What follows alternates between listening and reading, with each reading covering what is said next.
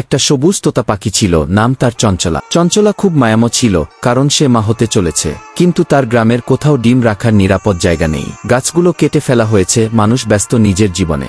অসহায় চঞ্চলা অবশেষে গ্রাম ছেড়ে উড়ে যায় দূরের জঙ্গলে, যেখানে এখনো প্রকৃতি বেঁচে আছে। জঙ্গলের এক বিশাল গাছের ডালে সে নিজের বাসা বানায়, পাতা, ডাল আর ভালোবাসা দিয়ে। অল্প কিছুদিনের মধ্যেই সে 3টি ছোট ডিম পাড়ে। প্রতিদিন যত্ন করে সেগুলোকে আগলে রাখে নিজের বুকের তাপে। কিছুদিন পর সেই ডিম থেকে জন্ম নেয় 3টি ছোট্ট বাচ্চা তোতা। তাদের কিচিরমিচিরে ভরে যায় গোটা বন। কিন্তু বাচ্চারা ক্ষুধায় কাঁদে, আর চঞ্চলা ভালোবাসার ডানায় উড়ে যায় খাবারের খোঁজে। ঠিক তখনই পাশের গ্রামের এক দুষ্ট কৃষক জঙ্গলে আসে। সে চঞ্চলাকে দেখে ভাবে, এই তো সুন্দর তোতা, ধরে বিক্রি করব।